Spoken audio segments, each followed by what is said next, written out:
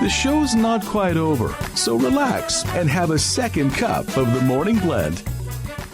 Well, Patrick, I was scanning this morning to talk about a very special day today, and I found this article from the Catholic Gentleman called The Ember Days. Mm-hmm. Now, I've been a Catholic my whole life. I mean, I've been close to the Lord for years and years and years and raising my children in the faith. And all of those years, one thing I am sure of is what I don't know about the Catholic faith is a lot. There is always more to learn and to know. It's one of the best parts of our faith. But Aaron Earhart, our producer here, introduced me to Ember Days, I guess, a couple years ago. So I am familiar with this and was prepared for the spring Ember Days, which are going on now. They're going on now. Yeah. So today is Ember Wednesday, which I think begins it, and it starts over several days, or is it the whole week? I saw that it was just beginning today. My understanding is it's 3 days. Ember Wednesday, Ember Friday, and Ember Saturday. Oh. And that's my understanding of it, based on what Aaron told me. Based on what he said. And, all right. And what I'm observing. Okay. So we're going to talk about that today. It's not an official celebration in the church, but it is one of those pious practices that we can still participate in. So the Ember Days are special days of prayer and fasting during the liturgical year. And they happen, like you said, 4 times a year. And they correspond to the 4 seasons, and they focus our attention especially on the blessing of nature. So on these Ember Days, we give thanks for blessings we've received, but also remind ourselves of our need for penance and grace. All right, so that's an important thing to remember. Now, the roots of Ember Days are ancient. In fact, It goes all the way back to the Old Testament. The book of Zechariah describes an ancient Jewish practice of fasting 4 times a year. Now, Christians adopted this tradition into what was referred to in Latin as quatuor tempora, or 4 times. And somewhere through the centuries, the Latin tempora became ember in colloquial speech, and thence now we have Ember Days. Okay, so here's the thing to remember, Pat, about Ember Days. Lenti penti cruci luci. Okay. What? Lenti penti cruci luci. Oh, I see, for the 4 times of the year. That's right. So in springtime, I get it. Yeah. In springtime, after Ash Wednesday during Lent, which is today, it's Ember Wednesday, is 1.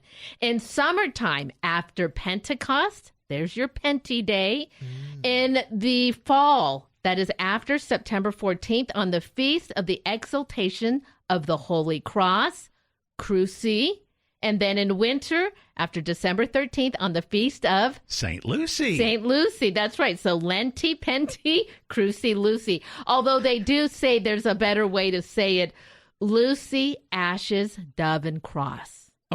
Okay, so I'll remember Lenti Penti more than Lucy and Ashes and Dove and Cross, but that does seem to be a little more higher and elevated way to remember. Oh, this is so cool.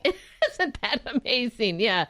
So in the 1969 revision of the liturgical calendar, the Ember Days are no longer formally observed, but many Catholics still observe them in their homes and parishes, and it's a fruitful practice and great way to stay in tune with the liturgical year. So we are in Lent, and so they talk about some practices here, and we'll get into it. We are doing many of these already because it is already Lent, but outside of the Lenten liturgical year, you can still do these things. So today, we can kind of focus on some of these things. So fasting, I know, is part of it, but now abstinence as well? Yeah. Okay. So let's talk about that one for sure. Yes, fasting and abstinence is one of the ways that we can celebrate today. So fasting on the Ember Days reminds us to honor nature's gift by using them in moderation. As G.K. Chesterton quipped, we should thank God for beer and Burgundy, not by drinking too much of them.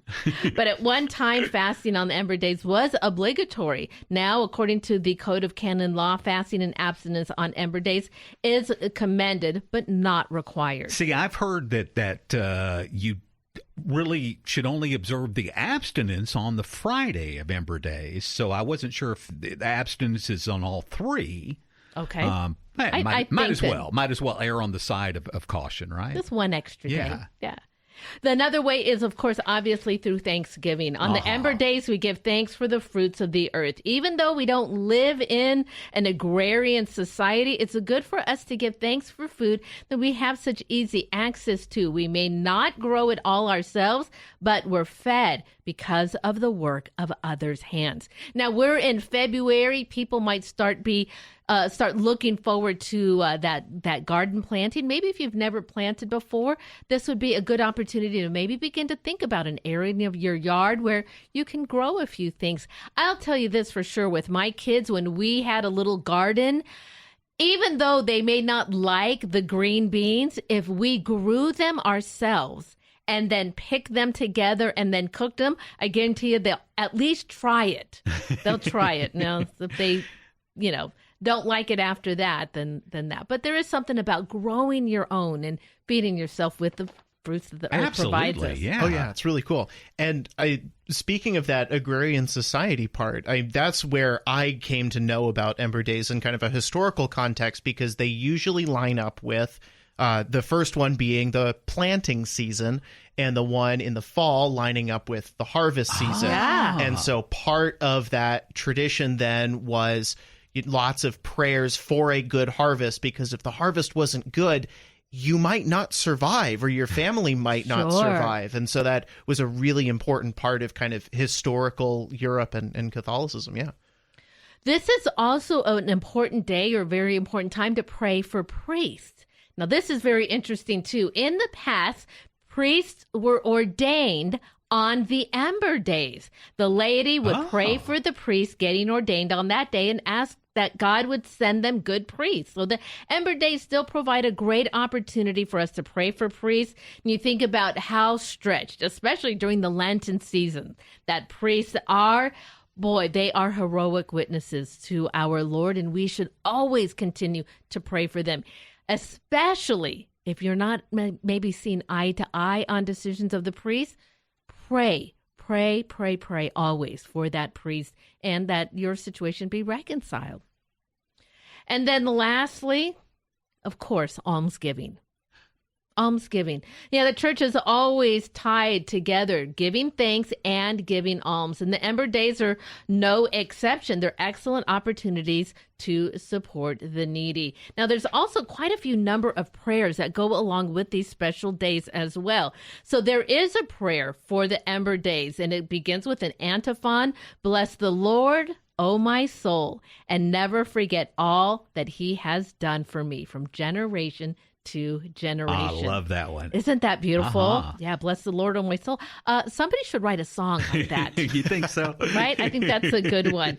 And of course, we talked about praying for the laborers, and we think about the people. We just walk into the grocery store, we grab what we need, and giving maybe not too much thought about the work involved in planting those foods and then harvesting them and then getting to them.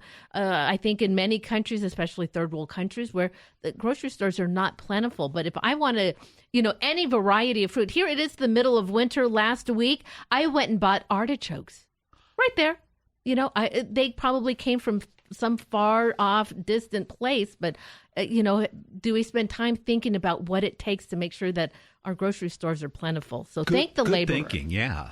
And then lastly, they also, actually, vocations to the priesthood. We, of course, pray for that. Father Peter Julia prays that here at Mater Dei Radio for us.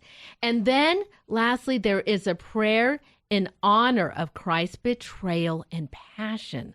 So that is also another one. That's a longer prayer. It also goes along with 5 Our Fathers, 5 Hail Marys, and a glory be to the Father. So awesome. All great ways. So for today's podcast and the second cup today, I'm going to include the link to the Catholic Gentleman, his webpage. I, of course, am the president of 2 Catholic Gentlemen here, but go online and you can read all about Ember Days. And you can, again, remember why we talk about Lenti, Plenty, Cruci, Lucy. This is going to be in my head all day. Okay, good. That's why I said it again. Just for all of you. I hope you enjoyed today's second cup.